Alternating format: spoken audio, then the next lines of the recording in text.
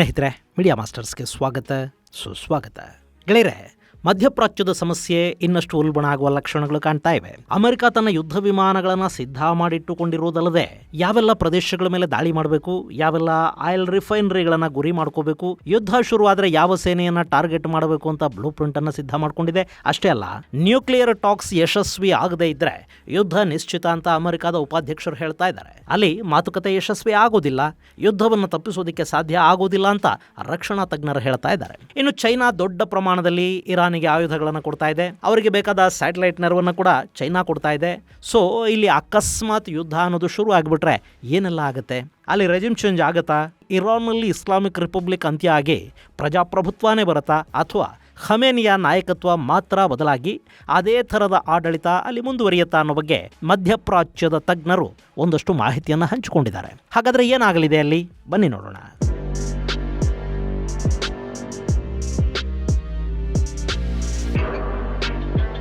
ಗೆಳೆಯರೆ, ಅಮೆರಿಕ ಹಾಗೂ ಇರಾನ್ ಎರಡೂ ಕೂಡ ದೊಡ್ಡ ಮಟ್ಟದಲ್ಲಿ ಯುದ್ಧಕ್ಕೆ ಸಿದ್ಧತೆಗಳನ್ನು ಮಾಡ್ಕೊಳ್ತಾ ಇವೆ. ಇರಾನಿನ ಬಳಿ ಡ್ರೋನ್ ಹಾಗೂ ಮಿಸೈಲ್ಗಳಿವೆ, ಆದರೆ ವಿಮಾನಗಳು ಹಾಗೂ ಏರ್ ಡಿಫೆನ್ಸ್ ಬಲಿಷ್ಠವಾಗಿಲ್ಲ. ಸೊ ಅದನ್ನ ಅಲ್ಲಿ ಚೈನಾ ತುಂಬುತ್ತಾ ಇದೆ. ಚೈನಾ ಸಾಕಷ್ಟು ಆಯುಧಗಳನ್ನ, ಏರ್ ಡಿಫೆನ್ಸ್ ಅನ್ನ, ರಡಾರ್ಗಳನ್ನ ಇರಾನ್ಗೆ ಕೊಡ್ತಾ ಇದೆ. ಅಮೆರಿಕ ಕೂಡ ತನ್ನ ಏರ್ಕ್ರಾಫ್ಟ್ ಕ್ಯಾರಿಯರ್ಗಳನ್ನ, ಯುದ್ಧ ನೌಕೆಗಳು, ಗಸ್ತು ನೌಕೆಗಳು, ಸಬ್ಮರೀನ್ಗಳನ್ನ, ಯುದ್ಧ ವಿಮಾನಗಳನ್ನ ತಗೊಂಡು ಹೋಗಿ ಇರಾನಿನ ಗಡಿಯಲ್ಲಿನ ಸಮುದ್ರದಲ್ಲಿ ಜೋಡಿಸಿಟ್ಟಿದೆ. ಈ ನಡುವೆ ಮಾತುಕತೆಗಳೂ ನಡೀತಾ ಇವೆ. ಆ ಮಾತುಕತೆಗಳು ವಿಫಲ ಆದ್ರೆ ಅಮೆರಿಕ ಇರಾನ್ ಮೇಲೆ ದಾಳಿ ಮಾಡುತ್ತೆ. ಹಾಗೊಂದು ವೇಳೆ ಅಲ್ಲಿ ಯುದ್ಧ ಆಗಿಬಿಟ್ರೆ ಇರಾನ್ನ ಗತಿ ಏನು? ಅಲ್ಲಿರೋ ಅವಕಾಶಗಳು ಮತ್ತು ಸಾಧ್ಯತೆಗಳ ಬಗ್ಗೆ ಮಾತಾಡೋದಕ್ಕೂ ಮುನ್ನ ನಾನು ನಿಮಗೆ ಅಮೆರಿಕದ ಈ ಹಿಂದಿನ ದಾಳಿಗಳು ಹಾಗೂ ಆ ದೇಶಗಳ ಇವತ್ತಿನ ಪರಿಸ್ಥಿತಿ ಬಗ್ಗೆ ಕೂಡ ಒಂದು ಸ್ವಲ್ಪ ಮಾಹಿತಿಯನ್ನು ಕೊಟ್ಟುಬಿಡ್ತೀನಿ.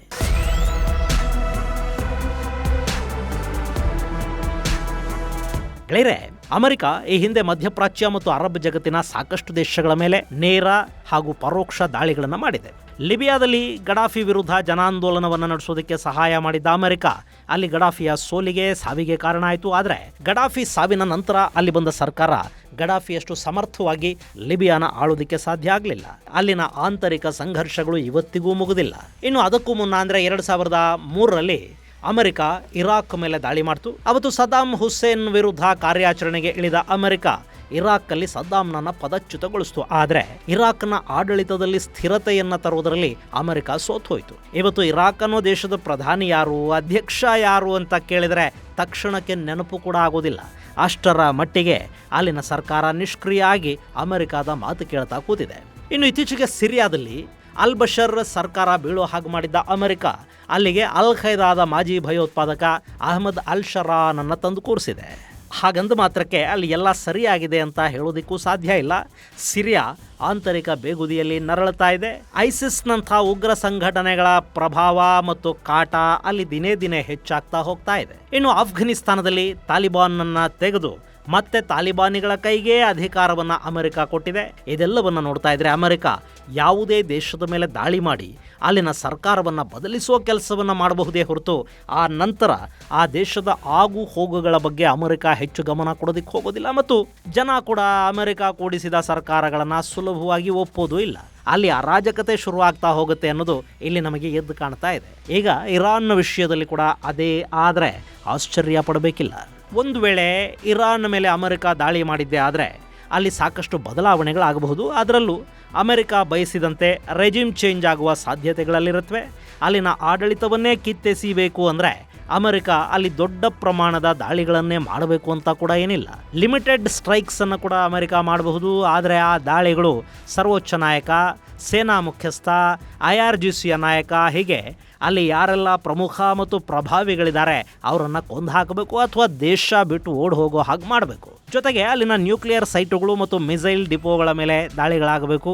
ಆ ಮೂಲಕ ಅಮೆರಿಕ ತನ್ನ ಗುರಿಯನ್ನು ಅಚೀವ್ ಮಾಡೋದಕ್ಕೆ ಸಾಧ್ಯ ಆಗುತ್ತೆ. ಆದರೆ ಇದಕ್ಕೆ ಇರಾನಿನ ಒಳಗಿಂದ ಬೆಂಬಲ ಕೂಡ ಬೇಕಾಗುತ್ತೆ. ಅಮೆರಿಕದ ಲಿಮಿಟೆಡ್ ದಾಳಿಗಳು ನಡೆಯೋ ಸಂದರ್ಭದಲ್ಲಿ ಇರಾನ್ನ ಜನ ಕೂಡ ಖಮೇನಿ ವಿರುದ್ಧ, IRGC ವಿರುದ್ಧ ಸಿಡಿದಿದ್ರೆ ಅಲ್ಲಿ ಸುಲಭವಾಗಿ ರೆಜಿಮ್ ಚೇಂಜ್ ಆಗುವ ಅವಕಾಶಗಳಿರುತ್ತವೆ. ಇನ್ನು ಎರಡನೇದು, ಅಮೆರಿಕದ ಈ ದಾಳಿಗಳು ಹಾಗೂ ದೊಡ್ಡಣ್ಣ ಕೊಡೋ ಪ್ರೆಷರ್ನಿಂದ ಖಮೇನಿ ಅಧಿಕಾರವನ್ನು ಉಳಿಸ್ಕೊಳ್ಳೋ ನಿಟ್ಟಲ್ಲಿ ತನ್ನ ಆಡಳಿತದಲ್ಲಿ ಒಂದಷ್ಟು ಬದಲಾವಣೆಗಳನ್ನು ತರುವ ಸಾಧ್ಯತೆಗಳನ್ನು ಕೂಡ ಇಲ್ಲಿ ತಳ್ಳಿ ಹಾಕೋದಿಕ್ಕಾಗೋದಿಲ್ಲ.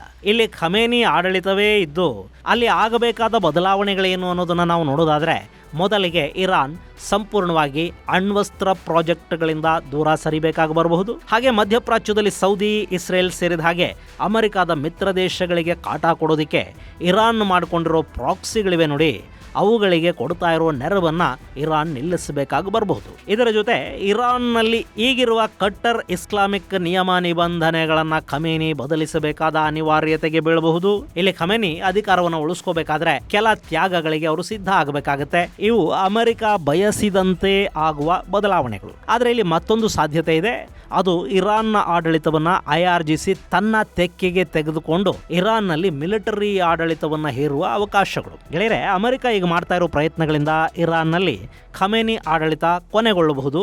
ಇಂಥ ಸಂದರ್ಭದಲ್ಲಿ ಪ್ರತಿಭಟನಾಕಾರರು ಅಥವಾ ಪ್ರಜಾಪ್ರಭುತ್ವವಾದಿಗಳು ಅಧಿಕಾರವನ್ನು ತಮ್ಮ ತೆಕ್ಕೆಗೆ ತಗೊಳ್ಳೋದಕ್ಕೆ ಅವಕಾಶ ಆಗದಂತೆ ಅಲ್ಲಿ IRGC ಮಧ್ಯಪ್ರವೇಶ ಮಾಡಿ ಇರಾನಿನ ಆಡಳಿತವನ್ನ ತನ್ನ ಕೈಗೆ ತಗೊಂಡು ಬಿಟ್ಟರೂ ಕೂಡ ಆಶ್ಚರ್ಯ ಪಡಬೇಕಾಗಿಲ್ಲ. ಹೀಗಾಗಿ ಇರಾನ್ ಪ್ರಜಾಪ್ರಭುತ್ವದ ಕಡೆ ವಾಲದೆ ಸೇನಾ ಆಡಳಿತಕ್ಕೆ ಬಲಿಯಾದರೆ ಅಲ್ಲಿ ಅಚ್ಚರಿ ಪಡುವಂಥದ್ದೇನೂ ಇಲ್ಲ.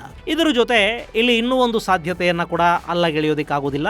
ಇರಾನ್ ಅಮೆರಿಕ ಅಂದುಕೊಂಡಷ್ಟು ಸುಲಭದ ತುತ್ತಲ್ಲ. ಇರಾನ್ ಬಳಿ ಸೇನೆ, ವೆಪನ್, ಡ್ರೋನ್ ಎಲ್ಲ ಇವೆ. ಇದರ ಜೊತೆ ಇರಾನ್ ಸ್ಟ್ರಾಟಜಿಕ್ ಆಗಿ ಕೂಡ ಒಂದು ಸ್ವಲ್ಪ ಮೇಲುಗೈಯನ್ನು ಹೊಂದಿದೆ. ಸೊ ಇರಾನ್ ಅಮೆರಿಕದ ವಿರುದ್ಧ ರಿಟಾಲಿಯೇಟ್ ಸ್ಟ್ರೈಕ್ ಅನ್ನ ಮಾಡಿದ್ರು ಮಾಡಬಹುದು. ಈಗ ರಷ್ಯಾ ಮತ್ತು ಯುಕ್ರೇನ್ ನಡುವೆ ಒಂದು ಸಂಘರ್ಷ ಆಗ್ತಾ ಇದೆ ನೋಡಿ. ಅಲ್ಲಿ ಯುಕ್ರೇನ್ ರಷ್ಯಾದ ದಾಳಿಯನ್ನು ಎದುರಿಸ್ತಾ ಇದೆ. ಹಾಗೆ ಯುಕ್ರೇನ್ಗೆ ಅಮೆರಿಕ ಸೇರಿದಂತೆ ಅಮೆರಿಕದ ಮಿತ್ರ ದೇಶಗಳು ಹಿಂದೆ ನಿಂತು ಬೆಂಬಲವನ್ನು ಕೊಡ್ತಾ ಇವೆ. ಇದೇ ಥರ ಇರಾನ್ನ ವಿಷಯದಲ್ಲಿ ಆಗೋದಿಲ್ಲ ಅಂತಲ್ಲ. ಇರಾನ್ ಅಮೆರಿಕದ ವಿರುದ್ಧ ಕಾದಾಡೋದಕ್ಕೆ ನಿಂತರೆ ಚೈನಾ, ರಷ್ಯಾ, ಉತ್ತರ ಕೊರಿಯಾ ಹಾಗೂ ಇನ್ನಿತರ ಇರಾನ್ನ ಮಿತ್ರ ದೇಶಗಳು ಅಮೆರಿಕದ ವಿರುದ್ಧ ಇರಾನ್ಗೆ ಬೆಂಬಲ ಕೊಡೋ ಸಾಧ್ಯತೆ ಇರುತ್ತೆ. ಇನ್ನು ಈ ಪರಿಸ್ಥಿತಿಯಲ್ಲಿ ಅಮೆರಿಕದ ಎಲ್ಲ ಮಿತ್ರರನ್ನು ಅಮೆರಿಕ ನಂಬಿಕೊಳ್ಳೋದಕ್ಕೆ ಸಾಧ್ಯ ಇಲ್ಲ. ಯಾಕೆಂದ್ರೆ ಯುರೋಪ್ ಈಗಾಗಲೇ ಅಮೆರಿಕದಿಂದ ಸ್ವಲ್ಪವಾಗಿ ದೂರ ಆಗ್ತಾ ಇದೆ. ಇನ್ನು ಗ್ರೇಟ್ ಬ್ರಿಟನ್ ಇರಾನ್ ಮೇಲಿನ ದಾಳಿಗೆ ತನ್ನ ವಾಯುನೆಲೆಗಳು, ಸೇನಾ ನೆಲೆಗಳನ್ನ ಬಳಸ್ಕೊಳ್ಳೋದಕ್ಕೆ ಅವಕಾಶವನ್ನು ಕೊಡೋದಿಲ್ಲ ಅಂತ ಹೇಳೋದಕ್ಕೆ ಶುರು ಮಾಡಿದೆ. ಯುರೋಪ್ ಅಲ್ಲಿನ ಕೆಲ ಎಡಪಂಥೀಯ ಸರ್ಕಾರಗಳು ಅಮೆರಿಕದ ಈ ದಾಳಿಗಳಿಗೆ ಬೆಂಬಲವನ್ನು ಕೊಡದೇ ಇರಬಹುದು. ಅವರು ಇರಾನ್ ಪರ ನಿಲ್ತಾರೆ ಅಂತಲ್ಲ, ಅಟ್ಲೀಸ್ಟ್ ನ್ಯೂಟ್ರಲ್ ಆಗಿ ಉಳಿದ್ರೂ ಕೂಡ ಅದು ಇರಾನ್ನ ಶಕ್ತಿಯನ್ನು ಹೆಚ್ಚು ಮಾಡುತ್ತೆ. ಜೊತೆಗೆ ಚೈನಾ, ರಷ್ಯಾ ಹಾಗೂ ಇನ್ನಿತರ ದೇಶಗಳ ಸಹಾಯವನ್ನು ಕೂಡ ಇರಾನ್ ಪಡ್ಕೊಳ್ಳುತ್ತೆ. ಹಾಗೇನಾದರೂ ಆದರೆ ಅಮೆರಿಕ ದೀರ್ಘಕಾಲದ ಸಂಘರ್ಷದಲ್ಲಿ ಇಲ್ಲಿ ಎಂಗೇಜ್ ಆಗಬೇಕಾಗಿ ಬರುತ್ತೆ.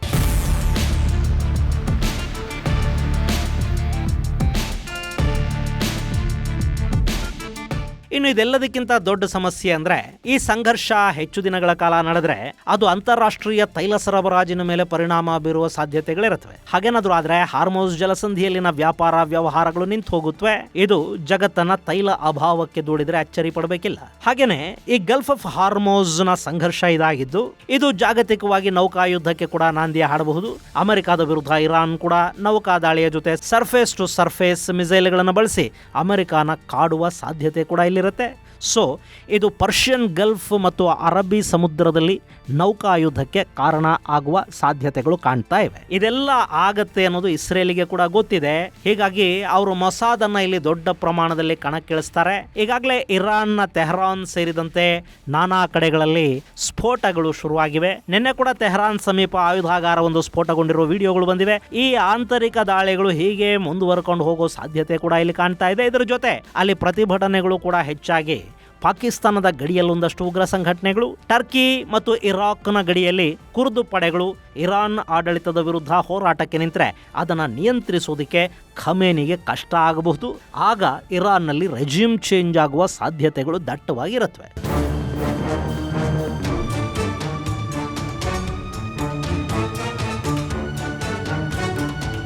ಗೆಳೆಯರೆ, ಇಲ್ಲಿ ಇಷ್ಟೆಲ್ಲ ಸಾಧ್ಯತೆಗಳ ಜೊತೆ ಇರಾನ್ನಲ್ಲಿ ಮತ್ತೆ ರಾಜಾಡಳಿತವನ್ನು ತರೋ ಪ್ರಯತ್ನವನ್ನು ಕೂಡ ಅಮೆರಿಕ ಮಾಡಬಹುದು. ಅದು ಸಾಧ್ಯ ಆದ್ರೆ ಇರಾನ್ ಒಂದಷ್ಟು ವರ್ಷಗಳ ಕಾಲ ನೆಮ್ಮದಿಯಾಗಿ ಇರುತ್ತೇನೋ. ಯಾಕೆಂದ್ರೆ ರಾಜಾಡಳಿತ ಅಲ್ಲಿ ಬಂದ್ರೆ ಸೌದಿ ಅರೇಬಿಯಾ ಸೇರಿದ ಹಾಗೆ ಅಕ್ಕಪಕ್ಕದ ಸುನ್ನಿ ದೇಶಗಳು, ರಾಜಾಡಳಿತ ಇರೋ ಇನ್ನೊಂದಷ್ಟು ದೇಶಗಳು ಮತ್ತು ಅಮೆರಿಕ ಕೂಡ ಇರಾನ್ನ ರಾಜ ಪೆಹಲವಿಗೆ ಸಹಾಯ ಮಾಡೋ ಸಾಧ್ಯತೆ ಇರುತ್ತೆ. ಆದ್ರೂ ಅಲ್ಲಿ ರಾಜಾಡಳಿತ ಶುರುವಾದ್ರೆ IRGCಯ ಪಳೆಯುಳಿಕೆಗಳು ಹಾಗೂ ಇಸ್ಲಾಮಿಕ್ ಆಡಳಿತದ ಶ್ಯಾಡೋ ಪಡೆಗಳೇನಿವೆ ಅವುಗಳ ಜೊತೆ ಹೊಸ ಸರ್ಕಾರ ಗುದ್ದಾಡಬೇಕಾಗಿ ಬರುತ್ತೆ. ಜೊತೆಗೆ ಅಲ್ಲಿ ಖಮೇನಿ ಆಡಳಿತದ ಇಟ್ಟಿಗೆಗಳು ಅಲ್ಲಾಡೋದಕ್ಕೆ ಶುರುವಾದ ಕೂಡಲೇ ಐಸಿಸ್ ಕೂಡ ಬಾಲ ಬಿಚ್ಚುತ್ತೆ. ಅದನ್ನು ಕೂಡ ಹೊಸ ಸರ್ಕಾರ ನಿಯಂತ್ರಿಸುವ ಪ್ರಯತ್ನವನ್ನು ಮಾಡಬೇಕು. ಅದು ನಿಜಕ್ಕೂ ಚಾಲೆಂಜಿಂಗ್ ಅನ್ನಿಸ್ತಾ ಹೋಗುತ್ತೆ. ಆದರೆ ಹೀಗೆಲ್ಲ ಆಗಬೇಕು ಅಂದರೆ ಅಲ್ಲಿ ಅಮೆರಿಕ ಮೊದಲು ದಾಳಿ ಮಾಡಬೇಕು. ದಾಳಿ ಮಾಡೋದಕ್ಕೆ ಅಮೆರಿಕ ಈಗಲೂ ಮೀನಾಮೇಷ ಎಣಿಸ್ತಾ ಇದೆ. ಅವರಿಗೂ ಅವರದ್ದೇ ಆದ ತಯಾರಿಗಳು, ಎಚ್ಚರಿಕೆಗಳು ಎಲ್ಲ ತುಂಬ ಇರುತ್ತವೆ. ಅಮೆರಿಕ ರೆಜಿಮ್ ಚೇಂಜ್ ಮಾಡಬೇಕು ಅನ್ನೋ ಒತ್ತಡದಲ್ಲಿದೆ. ಆದರೆ ಅದಕ್ಕಾಗಿ ಅಮೆರಿಕ ಮತ್ತು ಇಡೀ ಜಗತ್ತು ಯಾವ ರೀತಿಯ ಬೆಲೆ ತೆರಬೇಕಾಗಿ ಬರುತ್ತೆ ಅನ್ನೋದಕ್ಕೆ ಕಾಲಾನೇ ಉತ್ತರಿಸಬೇಕು. ಇದು ಗೆಳೆಯರೆ ಅಮೆರಿಕದ ದಾಳಿಯಿಂದ ಇರಾನ್ನಲ್ಲಿ ಆಗಲಿರುವ ಒಂದಷ್ಟು ಬದಲಾವಣೆಗಳ ಕುರಿತಾದ ಮಾಹಿತಿ. ಮುಂದಿನ ಸಂಚಿಕೆಯಲ್ಲಿ ಮತ್ತಷ್ಟು ವಿಶೇಷಗಳ ಜೊತೆ ಮತ್ತೆ ಭೇಟಿಯಾಗೋಣ. ಅಲ್ಲಿವರೆಗೆ ಜೈ ಹಿಂದ್, ಜೈ ಕರ್ನಾಟಕ.